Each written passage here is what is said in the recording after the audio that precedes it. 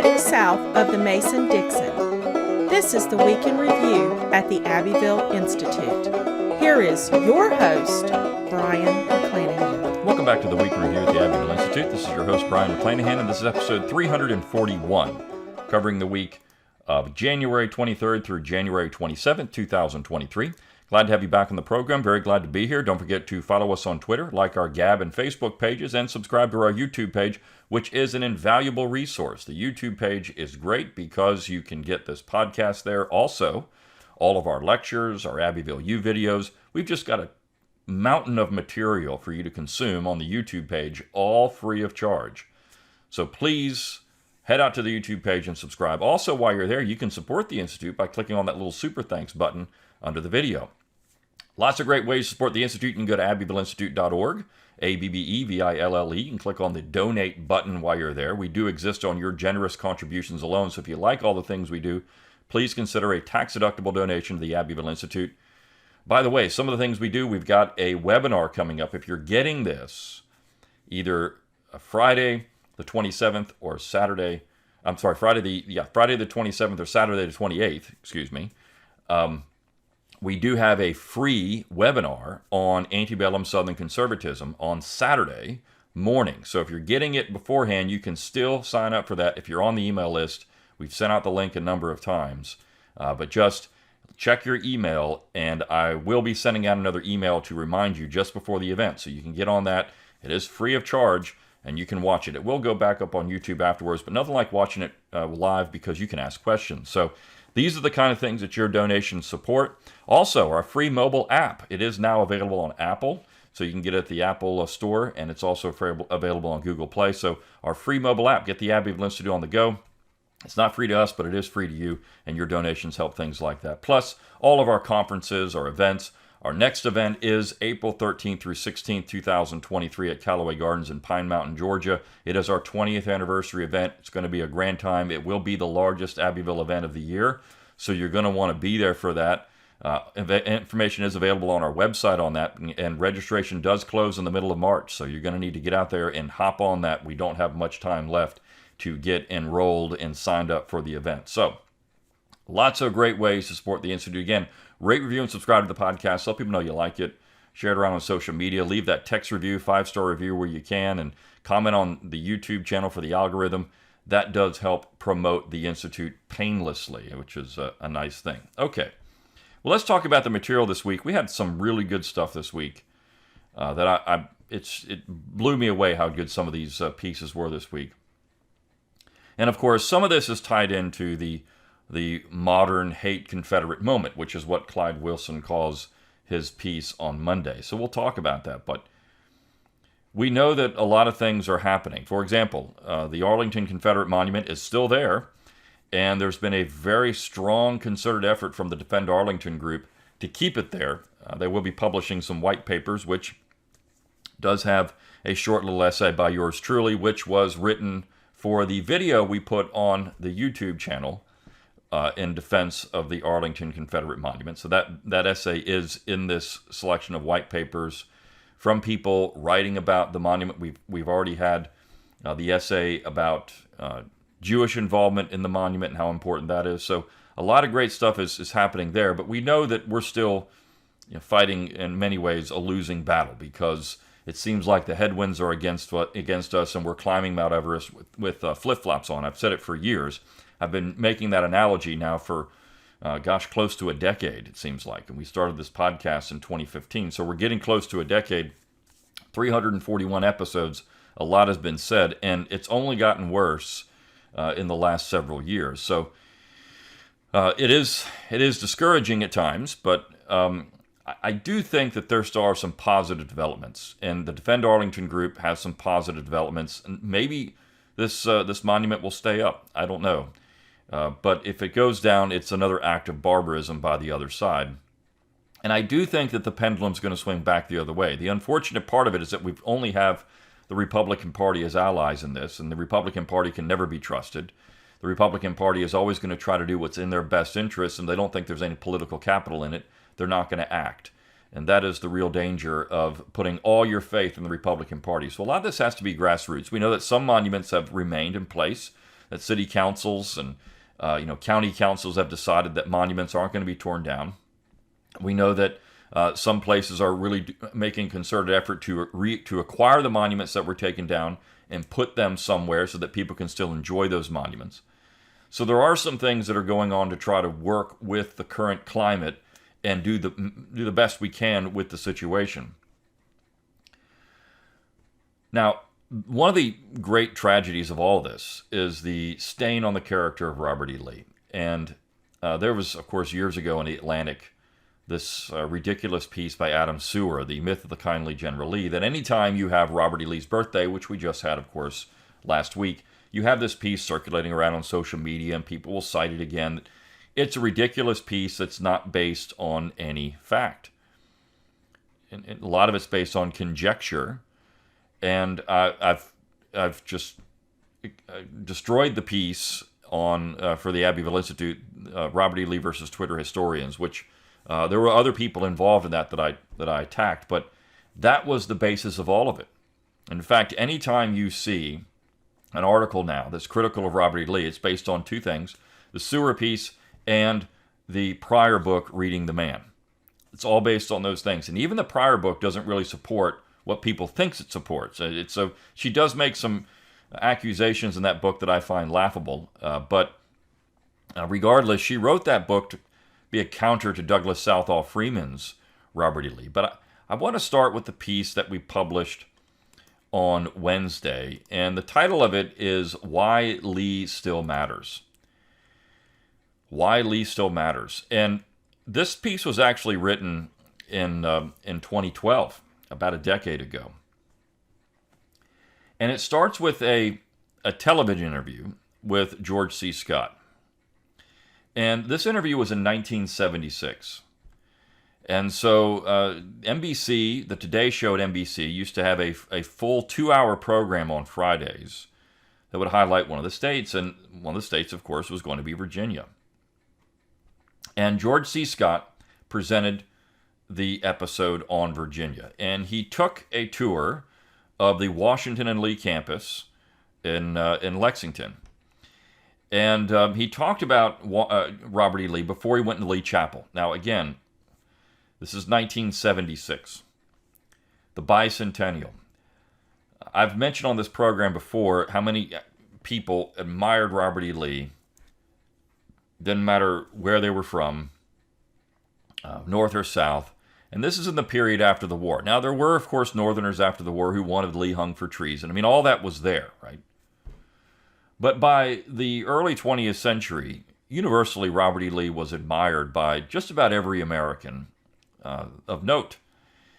And you had, of course, Dwight Eisenhower with a picture of Robert E. Lee. And it didn't stop people asking, writing a letter in. And the famous letter defending Lee from Eisenhower was in response to some dope who wrote in and wondered how he could have a picture of a traitorous slaveholder in his office. And so this is in the early 1960s. And so Eisenhower responded in the way that he did. This is one of the best men ever. Now, Eisenhower was very good friends with Douglas Southall Freeman, and people would say, well, that was why. He didn't really understand Lee. I think he understood Lee quite well. Dwight Eisenhower being one of the greatest generals in American history. But he understood Lee quite well. And so you have George C. Scott, who, of course, played Patton, the 1970 film. And this interview this program is great. And I've searched high and low for a video of it, and I can't seem to find it. If anybody listening to this program can find a full video of this, it would be great, because it would be fantastic to transcribe it. And of course, there is a pamphlet that has it, and so it'd be fantastic to get that. It's very hard to find, at least in any way that you can get it online. It would be great to simply have that and reprint it. But he says at the beginning, he says, what are you and I supposed to learn from or feel about the world and the character of a man like Robert E. Lee? He's cold, he's cool, he's passé. We're avant. He's out of it. We're up to here in it. Well, Scott continued, there are a few qualities this remarkable creature had. which may serve us too if we consider them. And so he listed them: patience, quiet good humor, adoration of children. I talked about that adoration of children. I mentioned that on this podcast when there was a doctor in the town in which I live who went to Washington and Lee, and he had a professor. This is back in the 1950s. He had a professor who was a child when Robert E. Lee was the president of the institution. And he remembers putting flowers on Traveler, and Lee pretending like he didn't see it and coming out and putting he and his sister on the horse, and he knew the names of all the children in the town. He was a kind man, a sad man. I mean, it was often, his countenance was sad when the war was over.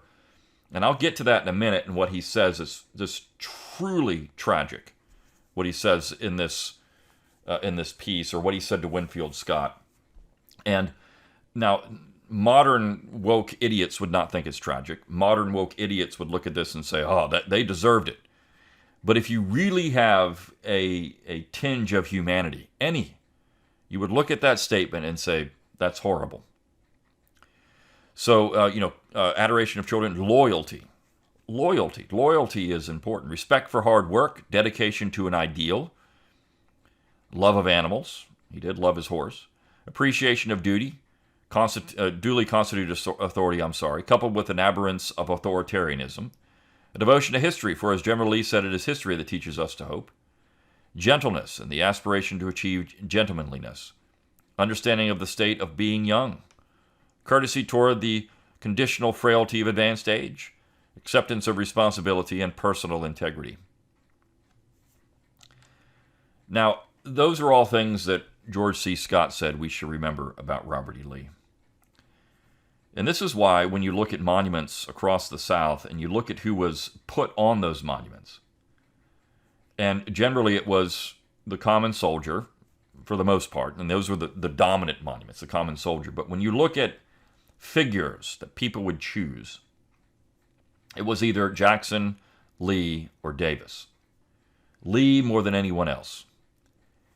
And it's not just because there was this myth of Robert E. Lee, and it's because people recognized who the man was. They knew him.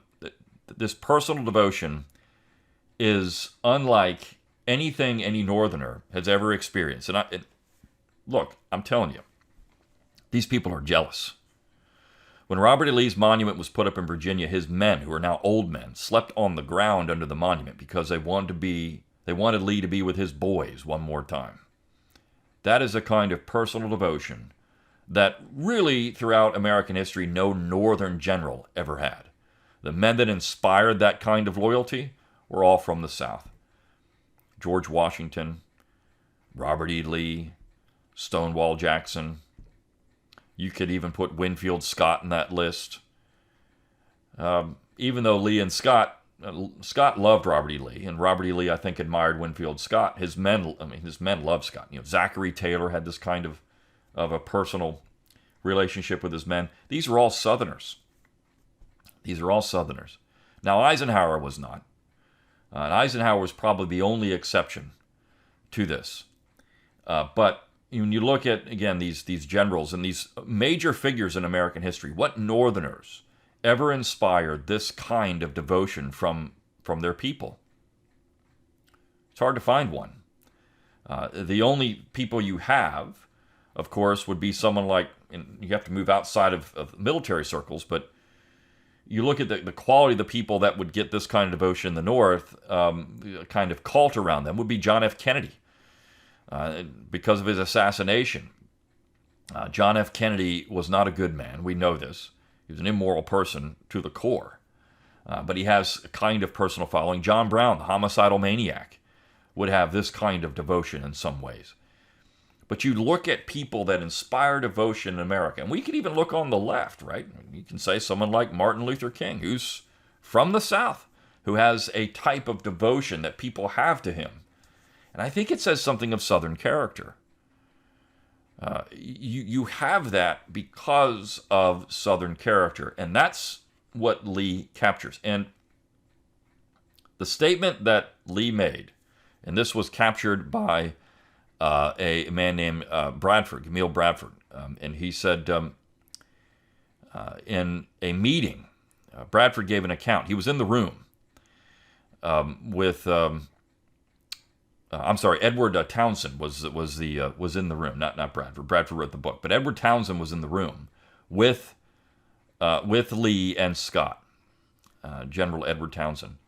And this is what he said that Lee said at the end of the meeting, which is remarkable. There is drama here, you can cut it. It's so good.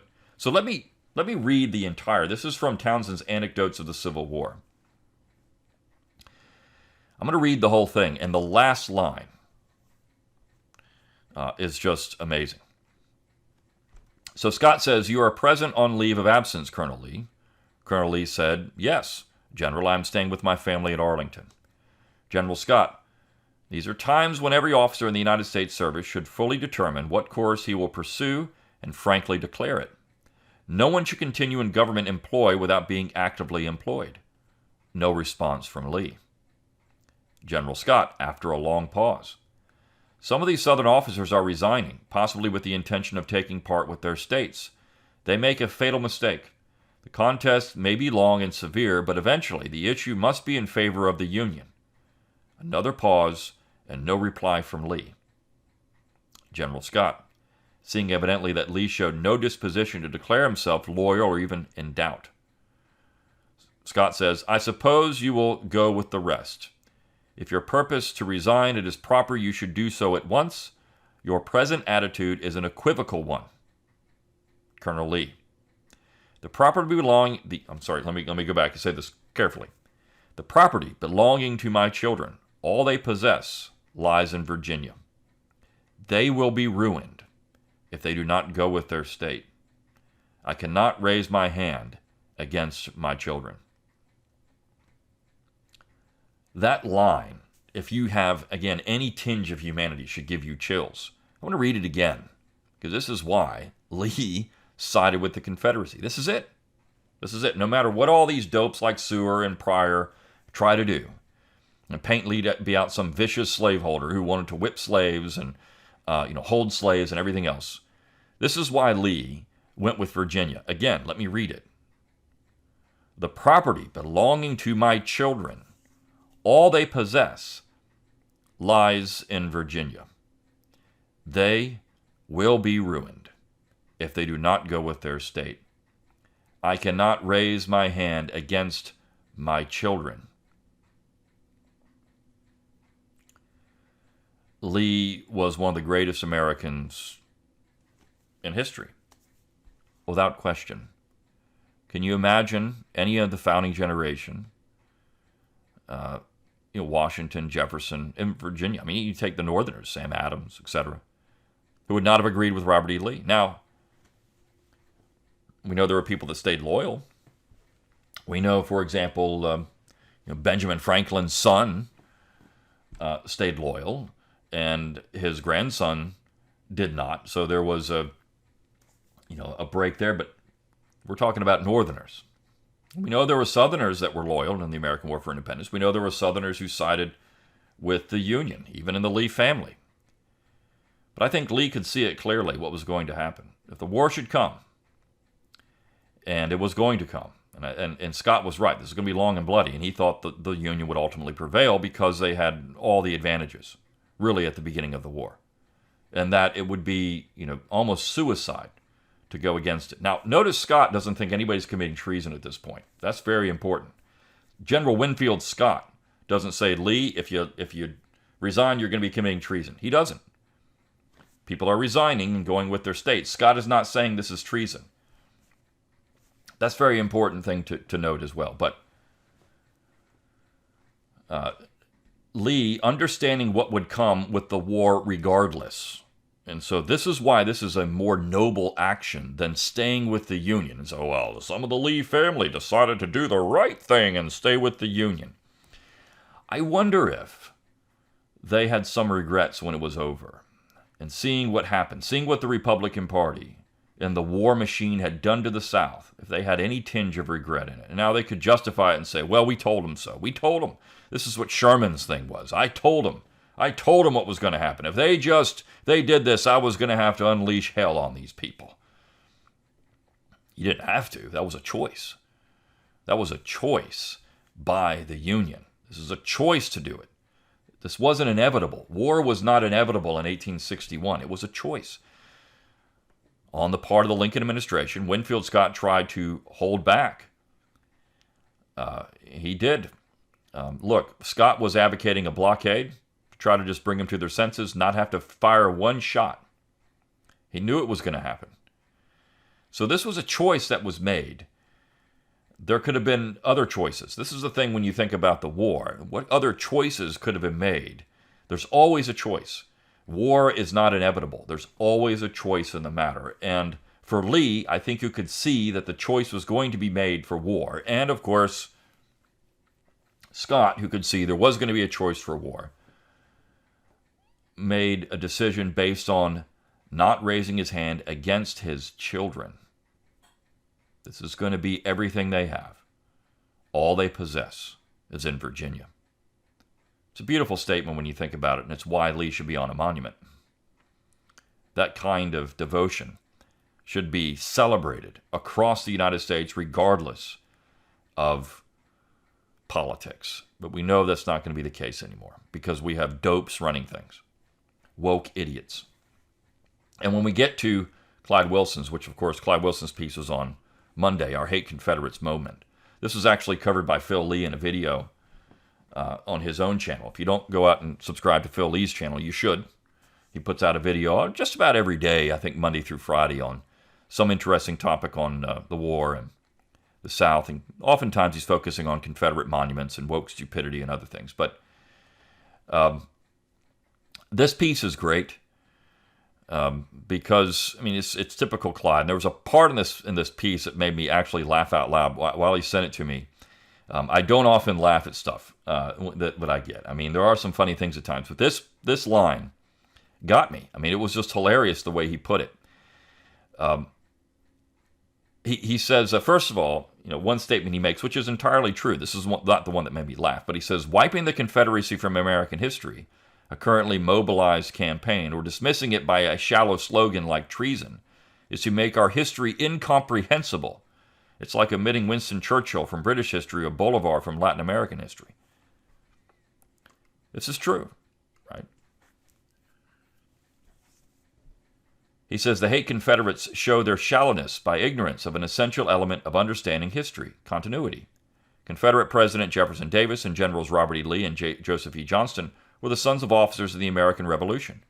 President Zachary Taylor's son, Thomas Jefferson's grandson, and nephews of Presidents James Madison, Andrew Jackson, and James K. Polk were generals in the Southern War for Independence. The families of Francis Scott Key and American frontier heroes Daniel Boone and David Crockett were Confederates. In the line of continuity, you might mention heroes of World War II like Patton, Puller, Nimitz, Buckner, Forrest, and Audie Murphy, all descendants of Confederates.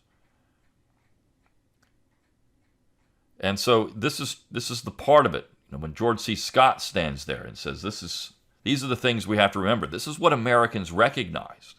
While they may not have liked the Confederacy, they may not have thought the Confederate cause was good, they honored it and admired it for who these people were and the step they took. You have to understand, this is a heroic step to say, I'm going to side with Virginia over overwhelming odds. I'm probably going to lose, and yet I do it anyways.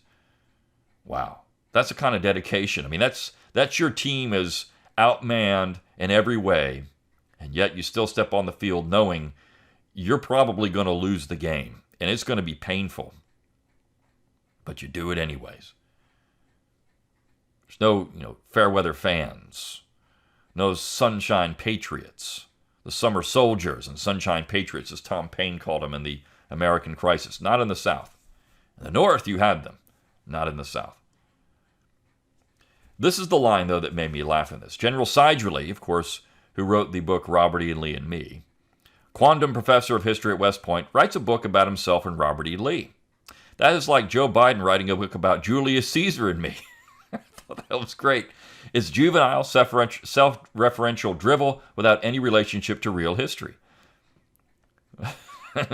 Like Joe Biden writing a book about Julius Caesar and me. I mean, you think about what he's done there. It's true, right? Robert E. Lee and me. Robert E. Lee wouldn't care about Ty Seidule. You're attaching yourself to somebody that would not care about you, who you are. He just wouldn't care, particularly after what you've done. And you're trying to ride his coattails. Nobody would read this book if it didn't have Robert E. Lee in the title. No one would care who Ty Seidule was, except for two things. One, a video that he made with Prager University, where it's received millions of views. And, I mean, this shows what Prager University is. I mean, people thought, oh, Prager University is good conservative stuff. Yeah, they've had Ty Seidule on there. Even Seidule was surprised about this because he's a woke leftist idiot. There's no other way to describe him. And what's remarkable, we published this video on Arlington Confederate monuments through YouTube. And when you do a search for it, two videos come up. Ours is second now on the list. The first one is from a student of Ty Seidule, and it has like 300 views because it's ridiculous, it's boring, it's stupid. But it's the number one video on the list. Ours, which has a lot more views, is underneath that video. That's the Google algorithm for you. But this is where these people have home field advantage. Anything they do is going to be elevated to the top, even if it's banal and stupid, which is what Robert E. Lee and me is. It's going to be, oh, this is a great book. You're going to have all the media cover for it. Oh, this is so good. But Clyde points out this is stupid. He's riding Lee's coattails, even though he doesn't realize he's doing it. You take the title out and make it what it really is. My woke journey as a history professor. Nobody's going to read the book because nobody would care. It's not even a good book. Who cares about Ty Seidule? Now, people would read George C. Scott and Robert E. Lee because George C. Scott was somebody who's pretty important, right? Pretty prominent, pretty famous in America. People would read that, but they don't care about Ty Seidule. So this line was great, but this is where we are, right? I mean, this is where these woke people, they're actually riding the coattails and making money on people they hate. It's important to note that. They wouldn't have this. All of this stuff has elevated them. It's just like, you look at major political movements, and you think about fields of study like, weather and climate. They know where the money is to go out and do research on global warming or man-made climate change, whatever it is. If it wasn't for that, it wasn't for the establishment making this a priority, these people don't do any of that stuff. So because the establishment has made taking down these things a priority, you got people making money on this. And they follow the money. They know what's there, and they want a job, and so they're going to do these things. It's actually embarrassing for all of these people. The real heroes are the people that don't do that kind of stuff. So these were just two fantastic pieces. And let me mention a couple of the other things and how it goes back to that. We had a great book review of a book entitled Robert E. Lee's Orderly, A Modern Black Man's Confederate Journey. It's written by Al Arnold. Julie Payne did a review of this.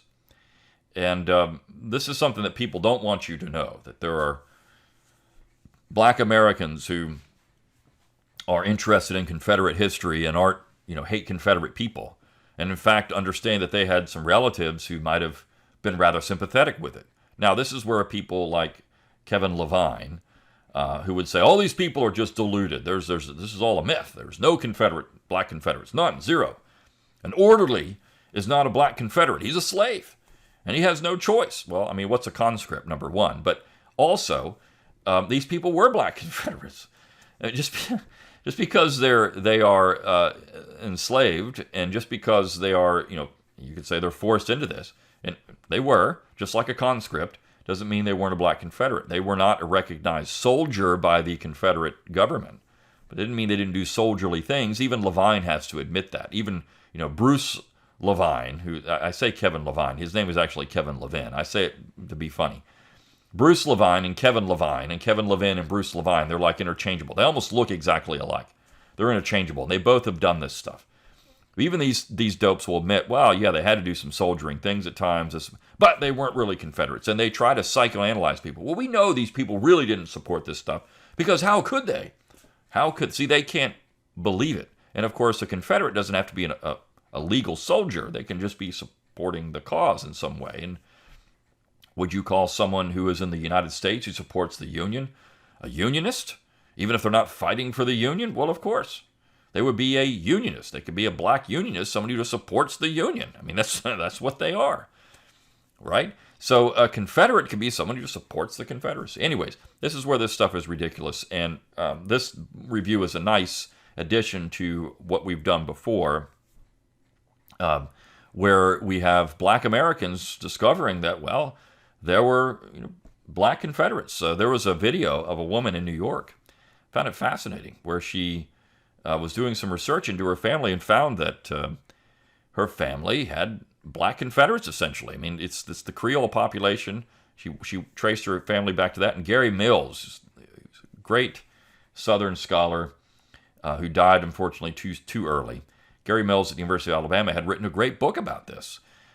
These Creole people in Louisiana, and many of them supported the Confederacy. And he talks about why, because I mean, this was their property. This is their family too. This is where they were, and they're going to support it. A lot of these people were part of the slave owning system as well. So you've got a lot of complexities in all of this. And then we had a nice little fun piece on the death of Bully, who was a mascot, and it's just fantastic. It gives you a glimpse of life in the South in the 1950s. Just really good. And how important football really is to the South and these mascots, and it's a fun little piece. But I want to finish very quickly with the Travis Holt piece on Tuesday, the Echoes, and it all goes back to everything we've talked about, this continuity. Holt is a fun writer from Arkansas, and he's very interested in family and family dynamics and lineage and continuity. That's what he writes a lot about, and that's what the Echoes is about. I mean, really, all of these things, whether it's Robert E. Lee, or Stonewall Jackson, or Jefferson Davis, or Al Smith finding the echoes, or this woman in New York finding the echoes. That's what we're doing here. This is the echoes. It's the people that have passed that still resonate. And it's all around him, he says. Look, it's all around you. Everywhere you go, you can see it if you look for it. And that's what I find great about this piece. And Travis Holt always does a good job bringing out the human and emotional element to all of this. What the wokies want to do is disconnect the South from its heritage and lineage. It's what they want to do, and it's actually barbaric and evil. And if you look at how Holt writes it, if you have any, again, bit of humanity, you would have these same feelings. Until next time, good day.